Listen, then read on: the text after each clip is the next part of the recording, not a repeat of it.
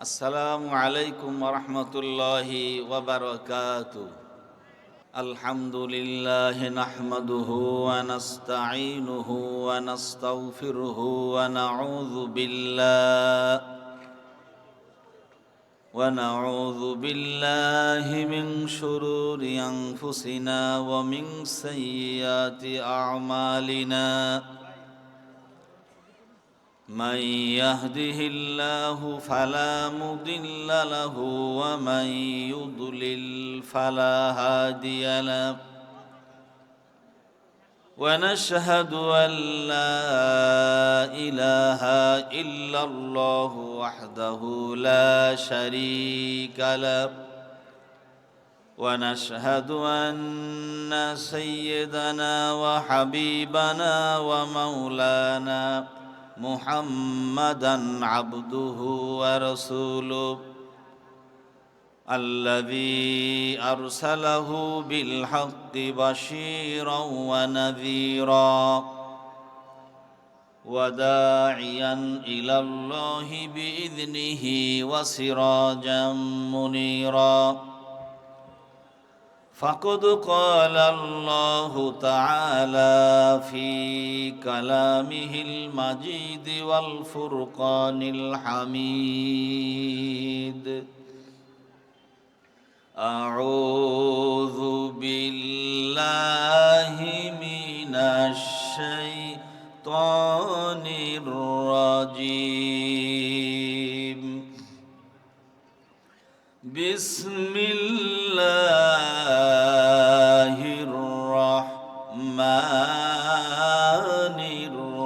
الرحيم. إن الله وملائكته يصلون على النبي يا أيها الذين آمنوا صلوا عليه وسلموا تسليما. اللهم صل على سيدنا مولانا محمد وعلى آل سيدنا مولانا محمد. اللهم صل على سيدنا مولانا محمد وعلى آل سيدنا مولانا محمد. আলহামদুলিল্লাহ, ঐতিহ্যবাহী দারুল আমান ট্রাস্টের উদ্যোগে 2 দিনব্যাপী তাফসীরুল কোরআন মাহফিলের দ্বিতীয় দিবসে উপস্থিত আজকের এই মাহফিলের সম্মানিত সভাপতি, ঐতিহ্যবাহী দারুল আমান ট্রাস্টের সম্মানিত চেয়ারম্যান, বিশিষ্ট শিক্ষাবিদ এবং রাজনীতিবিদ অধ্যাপক আবু তালেব মণ্ডল, আজকের এই মাহফিলের যিনি সঞ্চালনায় রয়েছেন ঐতিহ্যবাহী ইসলামিয়া মাদ্রাসার সুযোগ্য প্রিন্সিপাল, বিশিষ্ট শিক্ষাবিদ, পাবনার গণমানুষের নেতা প্রিন্সিপাল ইকবাল হুসাইন সাহেব, আজকের এই মাহফিলের প্রধান বক্তা, প্রধান তাফসীর কারক, সুদূর কুষ্টিয়া থেকে আগত আন্তর্জাতিক খ্যাতিসম্পন্ন মুফাসসিরে কোরআন হযরত মাওলানা মুফতি আমির হামজা সাহেব, আজকের এই মাহফিলের দ্বিতীয় বক্তা যিনি ইতিমধ্যে আমাদের মাঝে তাশরিফ এনেছেন, পাবনা জেলার সারা জাগানো মুফাসসিরে কোরআন, উত্তরবঙ্গের বলিষ্ঠ কণ্ঠস্বর আল্লামা হযরত মাওলানা হাবিবুল্লাহ কাউসারি বিন হায়দারি সাহেব, অন্যান্য উলামায়ে কেরাম, দারুল আমান ট্রাস্টের ট্রাস্টি বোর্ডের সম্মানিত সদস্যবৃন্দ, ইসলামিয়া কলেজের প্রিন্সিপাল, অন্যান্য শিক্ষক মণ্ডলী, ইসলামিয়া ফাজিল মাদ্রাসার সম্মানিত শিক্ষক মণ্ডলী, এতিমখানা হেফজখানার সুপার এবং অন্যান্য শিক্ষক মণ্ডলী, এই প্রতিষ্ঠানের বিভিন্ন কাজে নিয়োজিত কর্মচারী কর্মকর্তাবৃন্দ, আমার সামনে সমবেত পাবনাবাসীর এক অংশ দ্বীনি ভাই সব, আল্লাহ সুবহানাহু ওয়া তাআলার দরবারে কালিমাতুশ শুকর আদায় করি, যেই মহান আল্লাহ সুবহানাহু ওয়া তাআলা অত্যন্ত মেহেরবান হয়ে পাবনাবাসীর জন্য দারুল আমান ট্রাস্টের মতো একটি এই বিশাল দ্বীনি প্রতিষ্ঠান গড়ার সুযোগ করে দিলেন। যেই মহান আল্লাহ রব্বুল আলামিন, আমরা সেই আল্লাহ রব্বুল আলামিনের দরবারে কালিমাতুশ শুকর আদায় করি আলহামদুলিল্লাহ। আল্লাহ তাআলার কৃতজ্ঞতা জানানোর সাথে সাথে এই প্রতিষ্ঠান গড়ার ক্ষেত্রে যিনি সবচাইতে বেশি ভূমিকা রেখেছেন, উদ্যোগ নিয়েছেন, পাবনার 5 বারের এমপি, পাবনার গণমানুষের যিনি প্রাণপ্রিয় নেতা ছিলেন, দারুল আমান ট্রাস্টের যিনি প্রতিষ্ঠাকাল থেকে চেয়ারম্যান ছিলেন,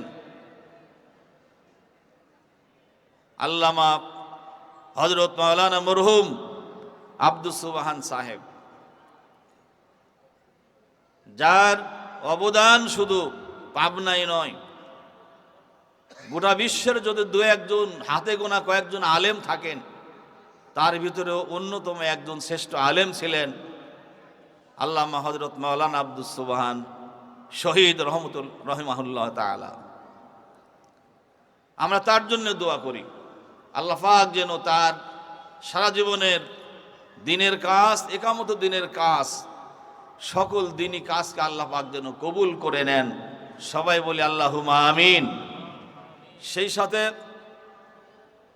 এই প্রতিষ্ঠানের মাওলানা আব্দুস সুবহান সাহেবের পরে চেয়ারম্যান ছিলেন, একসময় সেক্রেটারি ছিলেন, পরে চেয়ারম্যান ছিলেন আলহাজ মরহুম আবুল হুসাইন সাহেব। তিনিও মাত্র কয়েক মাস আগে আমাদের মাঝ থেকে বিদায় নিয়েছেন। মরহুম আলহাজ আবুল হুসাইন, আল্লাহ পাক তাকেও মাফ করে দেন। আলহাজ আসিরউদ্দিন হাজী সাহেব, যিনি এই প্রতিষ্ঠানের প্রথমেই অনেক জমি দিয়ে প্রতিষ্ঠান গড়ার উদ্যোগ নেওয়ার জন্য যিনি ব্যবস্থা করেছিলেন, জমি দিয়েছিলেন, সেই সাথে যারাই এই প্রতিষ্ঠানকে কোনো না কোনোভাবে সহযোগিতা করেছেন, আমরা সকলের জন্য আল্লাহর দরবারে দোয়া করি, আল্লাহ পাক সকলকে মাফ করে দেন। যারা বেঁচে আছেন, আল্লাহ পাক তাদেরকে যেন নেক হায়াত দারাজ করেন। যারা দুনিয়া থেকে বিদায় হয়ে পরকালীন জীবনের সফর শুরু করেছেন, আল্লাহ পাক যেন তাদের পরকালীন জীবনকে আল্লাহ তাআলা যেন সুখের করে দেন। সবাই বলি আল্লাহুম্মা আমিন। সম্মানিত ভাই সব, ইতিমধ্যে আমরা প্রচার করেছি এই বিশাল মাহফিল, এই বিশাল মাহফিলের যিনি প্রধান বক্তা, আমাদের যুবকদের আইডল আল্লামা মুফতি আমির হামজা, উনি অল্প কিছুক্ষণের ভিতরে হয়তো আমাদের মাহফিলে তাশরিফ আনবেন।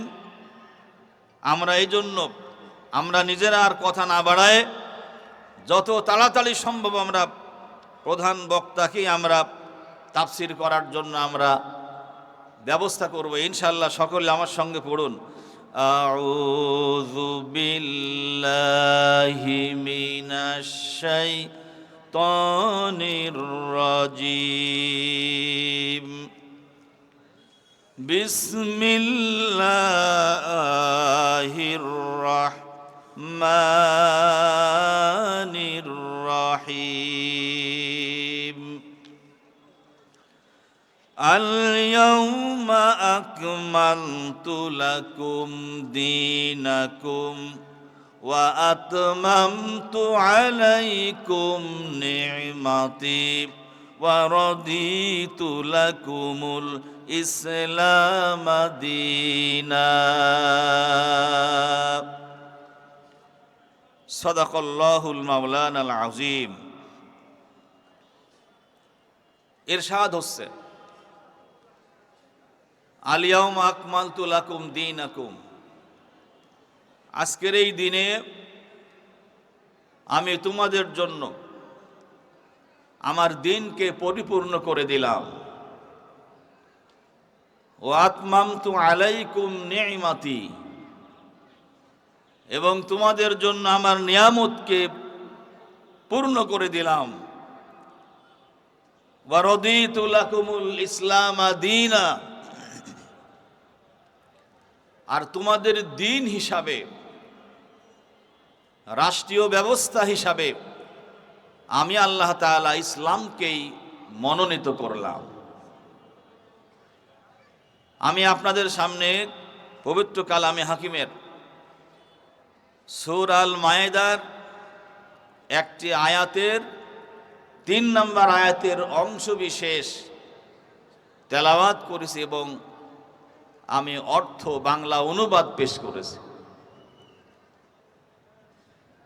এই আয়াতটি নাজিল হয়েছে কোরআনে কারিমের যে 6666টি আয়াত, 30 পারা কোরআনে কারিম, এই কোরআনে কারিমের সর্বশেষ গিয়ে, একেবারে শেষের দিকে গিয়ে এই আয়াতটি আল্লাহ রাব্বুল আলামিন নাজিল করেছেন। কোন সময়ে? যেই সময় বিশ্বনবীর জীবনের শেষ হজ, 10ম হিজরিতে তিনি বিদায় হজ করতে গিয়েছিলেন, যাকে আমরা বিদায় হজ বলে থাকি। বিদায় হজের প্রাক্কালে আরাফার ময়দানে অবস্থান করতেছিলেন বিশ্বনবী এবং মুসলমানগণ, হাজী সাহেবগণ। সেই সময়ে হাজীদের সংখ্যা ছিল, আরাফার ময়দানে মুসলমানদের সংখ্যা ছিল 1.25 লক্ষ থেকে 1.5 লক্ষ মুসলমান অবস্থান করতেছিলেন। ঠিক সেই সময়ে আল্লাহ রাব্বুল আলামিন এই আয়াতটি নাজিল করে এভাবে বলে দিলেন যে আপনার উম্মতদেরকে আপনি জানাই দেন। সেটা কি? আল ইয়াওমা আকমালতু লাকুম দীনাকুম, আজকের এই দিনে আমি তোমাদের জন্য আমার দিনকে পরিপূর্ণ করে দিলাম। ওয়া আতমামতু আলাইকুম নি'মাতি, এবং আমার নিয়ামতকে পূর্ণ করে দিলাম। ওয়া রাদিতু লাকুমুল ইসলাম দীনা, আর ইসলামকে আমি আল্লাহ রাব্বুল আলামিন দিন হিসাবে মনোনীত করলাম। তাহলে দিন হিসাবে ইসলামকে আল্লাহ মনোনীত করলেন। দিন শব্দের অর্থ কি? দিন শব্দের এক অর্থ হলো প্রতিদান। যেমন আল্লাহ তাআলা বলেছেন মালিকি ইয়াউমিদ্দিন, মালিকি ইয়াউমিদ্দিন, প্রতিদান দিবসের অধিপতি। মালিক মানে আল্লাহ মালিক, প্রতিদান দিবসের যিনি অধিপতি। সূরা নসরের ভিতরে আছে ইযা জাআ নাসরুল্লাহি ওয়াল ফাত, যখন আল্লাহর সাহায্য এবং বিজয় যখন আসবে, ওয়া রাআইতান নাসা ইয়াদখুলুনা, তখন আপনি দেখতে পাবেন ইয়াদখুলুনান নাসা, মানুষেরা প্রবেশ করতেছে, ফি দীনিল্লাহি, আল্লাহর দ্বীনের ভিতরে, আফওয়াজা, দলে দলে। তাহলে মানুষেরা যখন আল্লাহর সাহায্য আসবে, আল্লাহর বিজয় আসবে, তখন দেখবেন অনেক মানুষেরা দলে দলে আল্লাহর দ্বীনের ভিতরে প্রবেশ করতেছে, অর্থাৎ তারা ইসলামের ভিতর। এখানে দ্বীন শব্দের অর্থ হলো ইসলাম, ইসলামী বিধানের ভিতর, ইসলামী মতাদর্শে তারা প্রবেশ করতেছে, ইসলাম গ্রহণ করতেছে। তাহলে দ্বীন শব্দের কোরআনে কারিমের সূরা আলে ইমরানের 19 নম্বর আয়াতে আল্লাহ তাআলা বলেছেন, ইন্নাদ দীনা ইনদাল্লাহিল ইসলাম। আল্লাহর দেওয়া, আল্লাহর মনোনীত একমাত্র জীবন ব্যবস্থা হলো ইসলাম। বলুন, জবাব দেন, আল্লাহর মনোনীত একমাত্র জীবন ব্যবস্থা কি? ইসলাম। কোরআনে কারিমের সূরা আলে ইমরানের 83 নম্বর আয়াতে আল্লাহ রাব্বুল আলামিন বলেন, আফা গায়রা দীনিল্লাহি ইয়াবগুন ওয়ালাহু আসলামা মান ফিস সামাওয়াতি ওয়াল আরদি তাওআউ ওয়া কারহাউ ওয়া ইলাইহি ইরজাউন। আফা গায়রা দীনিল্লাহি ইয়াবগুন, তোমরা দ্বীন হিসাবে মানার সিদ্ধান্ত নিয়েছো, নিয়ে থাকো। ইসলাম ছাড়া অন্য কিছু, গয়রে ইসলাম, গয়রা দীনিল্লাহ, ইসলামী দিন ছাড়া অন্য দিনকে তোমরা দিন হিসাবে কেন তোমরা তালাশ করতে যাও? অথচ তোমরা দেখো না, ওয়ালাহু আসলামা মান ফিস সামাওয়াতি ওয়াল আরদ, আসমান এবং জমিনে যা কিছু আছে সব কিছুই আল্লাহর বিধান মেনে চলে। আকাশ বাতাস, সূর্য চন্দ্র, এই বাতাস সব কিছুই আল্লাহর বিধান মেনে চলে। আর তোমরা মানুষেরা, তোমরা মানব জাতি, তোমাদেরকে আমি কিতাব দিয়েছি, বিবেক দিয়েছি, তোমরা কেন আল্লাহর দিন ছাড়া অন্য দিন তোমরা কেন তালাশ করতে যাও? আল্লাহ তাআলা মানুষকে দৃষ্টি আকর্ষণ করেছে। এরপরে আল্লাহ রাব্বুল আলামিন দ্বীনের ব্যাপারে বলেছেন, ওয়া মান ইয়াবতাগি গায়রাল ইসলামি দীনান ফালাই ইউকবালা মিনহু ওয়া হুয়া ফিল আখিরাতি মিনাল খাসিরিন।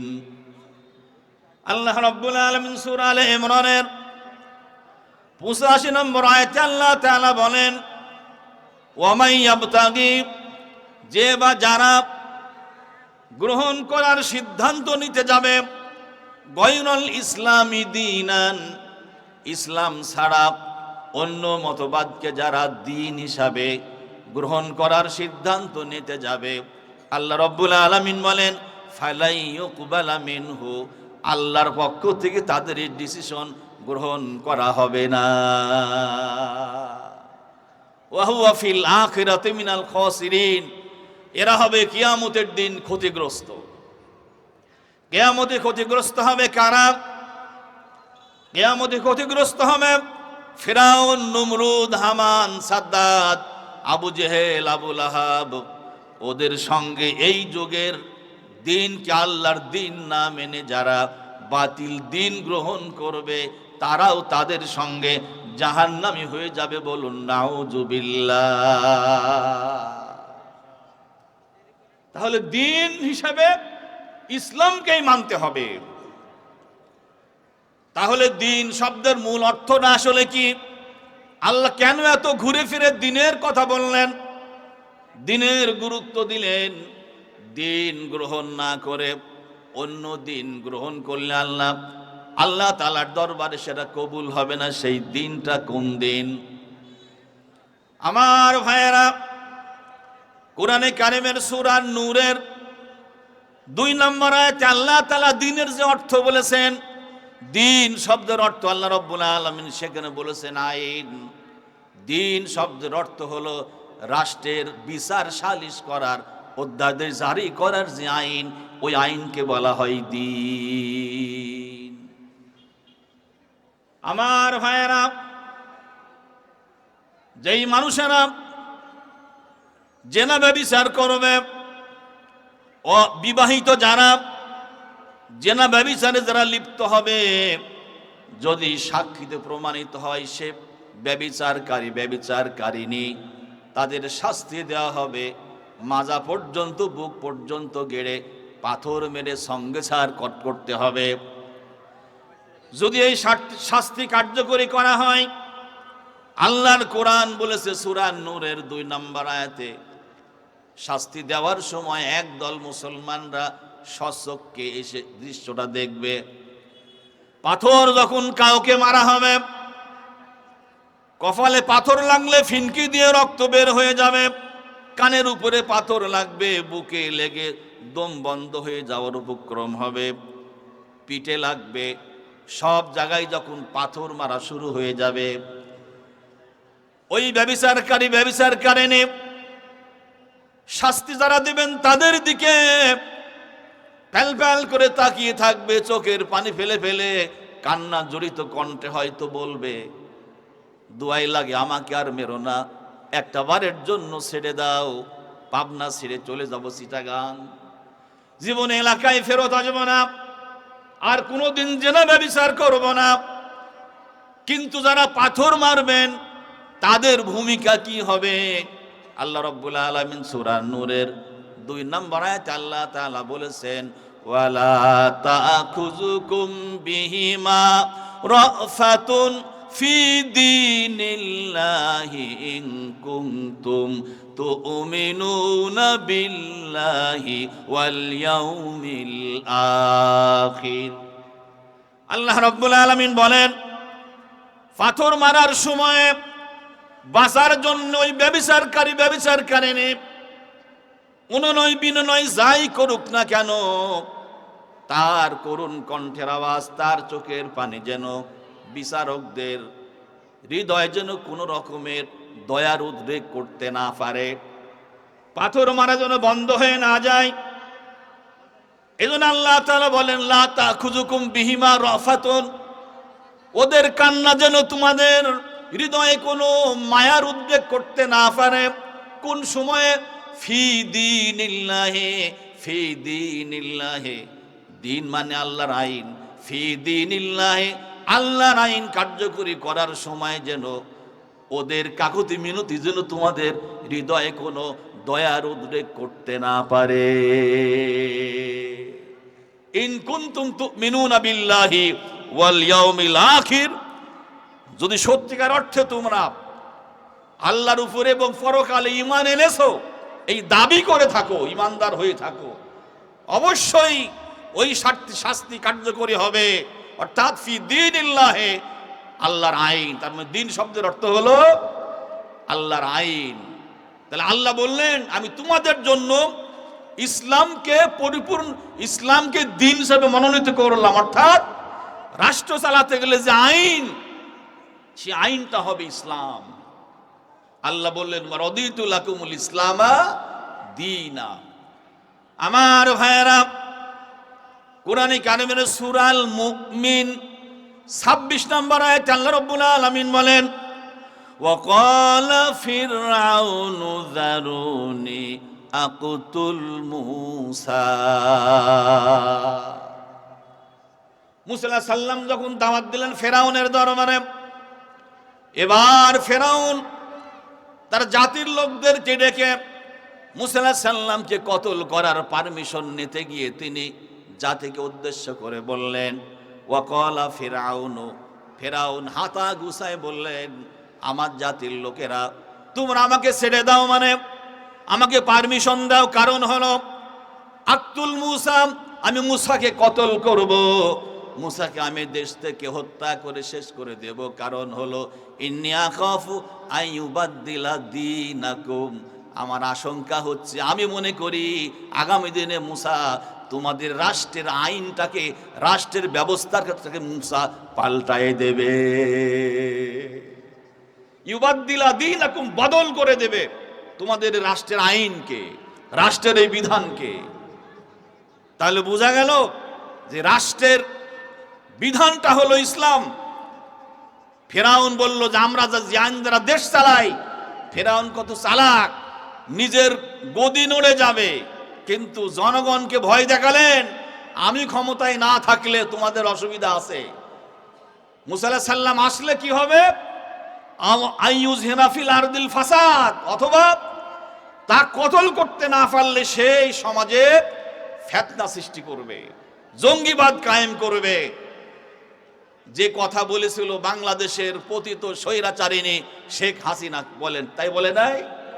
হাসিনা বলতো যে আমার দল ক্ষমতায় না থাকলে এদেশের আলেম ওলামারা এদেশ থেকে, এদেশের স্বাধীনতাকে হরণ করবে, বাংলাদেশ পাকিস্তান হয়ে যাবে, এ দেশ থাকবে না। অতএব তারা বিচারের নামে জুডিশিয়াল ক্লিনিং করে, ষড়যন্ত্র করে, মানবতা বিরোধী সেই মিথ্যা ট্রাইব্যুনাল কায়েম করে এদেশের বড় বড় আলেমদেরকে ফাঁসি দিয়েছে আর জনগণকে বোঝানোর চেষ্টা করেছে এই লোকগুলি হলো এ দেশের জন্য হুমকি, এদেরকে কতল না করলে এ দেশের স্বাধীনতা থাকবে না। ফেরাউনের মতো হাসিনাও বাংলার জনগণের উদ্দেশ্যে একই বক্তব্য দিয়েছে, বলেন ঠিক না বেঠিক? কিন্তু আমরা কি দেখলাম? ফেরাউন এই বক্তব্য দিতে গিয়ে খুব বেশি দিন টিকে থাকতে পারে নাই ক্ষমতায়। একদিন ফেরাউন মুসা বেশি বাড়াবাড়ি করে মুসা আলাইহিস সালাম এবং বনী ইসরাইলদেরকে তাড়া করতে গিয়ে গহীন সমুদ্রে নিমজ্জিত হয়ে পানি খেয়ে পেট ফুলে ফুলে এদেশ থেকে ফেরাউন বিদায় হয়েছে তার দল বল সুদ্ধা। বাংলাদেশেও যারা দীর্ঘদিন পর্যন্ত আলেমদের জেলখানায় পুরে রাখছিল, আলেমদেরকে আয়না ঘরে রেখে দিয়েছিল, দীর্ঘদিন যারা এদেশের মুসলমানদের বিরুদ্ধে ষড়যন্ত্র করেছিল, আলেমদের ঘর থেকে বের হতে দেয়নি, তাফসির মাহফিল করতে দেয় নাই, মুসলমানদেরকে মিছিল মিটিং করতে দেয় নাই, চেষ্টা করেছিল এভাবেই ফেরাউনের মতো জাতির চোখে ধুলা দিয়ে এ দেশ থেকে মুসলমানদেরকে, ইসলামকে এবং কোরআনকে সমাজ থেকে মূলোৎপাটন করে দেবে। কিন্তু তাদের সেই স্বপ্ন বাস্তবায়িত হয় নাই। 2024 সালের জুলাই আগস্টের আন্দোলনে সেই স্বপ্ন বাস্তবায়িত হয় নাই। ষড়যন্ত্র নিপাত গেছে। স্বৈরাচারিণী হাসিনা সরকার নিজে, তার মন্ত্রী পরিষদ, তার দলের নেতারা, এমনকি মসজিদের ইমাম পর্যন্ত, জাতীয় মসজিদের ইমাম পর্যন্ত এ দেশ থেকে পালাতে বাধ্য হয়েছে। জোরে বলুন ঠিক না বেঠিক? এজন্য আজকে আমি আপনাদেরকে বলি, ইসলাম হলো রাষ্ট্রীয়ভাবে ইসলাম প্রতিষ্ঠিত থাকবে, ইসলামের আইন দ্বারা দেশ পরিচালিত হবে, দেশ শাসন করবে মুসলমানেরা। আর এ দেশের সকল ধর্মের, সকল বর্ণের, সকল গোত্রের লোকেরা নিরাপদে বসবাস করবে, তারা সুবিধা ভোগ করবে। আমরা বাংলাদেশের আকাশে আমরা লক্ষ্য করেছি সম্ভাবনার দ্বার উন্মুক্ত হয়েছে। এদেশের অধিকাংশ আলেম ওলামারা, প্রধান ইসলামী দল এবং সমমনা দলগুলো ঐক্যবদ্ধ হয়েছে এই কথার উপরে আমরা সবাই মিলে আগামী জাতীয় সংসদে কোরআনকে আমরা পাঠাতে চাই। আগামীর সংসদ হবে কোরআনের সংসদ, আগামীর পার্লামেন্ট হবে কোরআনে কারিমের পার্লামেন্ট, আগামীর বাংলাদেশ হবে কোরআনের বাংলাদেশ। এই ব্যাপারে আলেম ওলামারা আজকে ঐক্যবদ্ধ হয়েছে। আলেমদের এই উদ্যোগকে জাতির কাছে আমি আজকে জাতিকে আহ্বান জানাবো, যেই সুযোগটা আল্লাহ তাআলা করে দিয়েছেন, আল্লাহর মেহেরবানিতে ইসলামী রাষ্ট্র কায়েমের দ্বার যে উন্মুক্ত হয়েছে, ওলামায়ে কেরাম যেই আন্দোলনের নেতৃত্বের হাল ধরেছেন, সেই ক্ষেত্রে বাংলার মুসলমানদেরকে বলবো, এই সুযোগ গ্রহণ করার মধ্য দিয়ে আমাদেরকে সিদ্ধান্ত নিতে হবে আগামী দিনে আমরা কোনো তন্ত্র মন্ত্র আর মানব না, আগামী দিনে আমরা কোনো মতবাদকে মেনে নেব না, আগামীতে আমরা সকল ষড়যন্ত্রের মোকাবেলা করে আলেমদের নেতৃত্বে আমরা আগামী আগামী নির্বাচনে আলেমদেরকে বিজয়ী করার মধ্য দিয়ে কুরআনের সংসদ কায়েম করতে হবে ইনশাআল্লাহ, ইনশাআল্লাহ। আমার ভাইয়েরা, এজন্য আসেন, ইসলামের বাইরে যদি আমরা নামাজ রোজা অবশ্যই ফরজ, এটা বাদ দেওয়ার কোনো সুযোগ নেই, কিন্তু দিন কায়েম না থাকলে, ইসলামী সমাজ প্রতিষ্ঠিত না থাকলে, ইসলামী জীবন ব্যবস্থা অনুযায়ী জীবন আমল করা যায় না, জীবন পরিচালনা করা যায় না। এজন্য আসেন, ঐতিহাসিক দারুল আমান ট্রাস্টের এই বিশাল মাহফিল থেকে সবাইকে আমি আগামী দিনে আমার দিন হবে, আমার ব্যক্তি, পরিবার, সমাজ, রাষ্ট্র, জীবনের সকল ক্ষেত্রে ইসলাম হবে একমাত্র জীবন বিধান, ইসলাম হবে একমাত্র আইন। আল্লাহ তাআলা আমাদেরকে সে আইন ব্যক্তি জীবনে মানার মধ্য দিয়ে রাষ্ট্রীয় পর্যায়ে যেন আমরা সে আইন বাস্তবায়ন করতে পারি, আইন কায়েম করতে পারি, ইসলামী সমাজ ব্যবস্থা প্রতিষ্ঠিত করতে পারি, এর মধ্য দিয়ে বাংলাদেশকে একটি সুখী সমৃদ্ধশালী রাষ্ট্র হিসাবে আমরা গঠন করতে পারি। আল্লাহ তাআলা আমাদের সবাইকে তৌফিক দান করুন, আমিন। ওয়া আখিরু দাওয়ানা আনিল হামদুলিল্লাহি রাব্বিল আলামিন। আসসালামু আলাইকুম ওয়া রাহমাতুল্লাহি ওয়া বারাকাতুহু।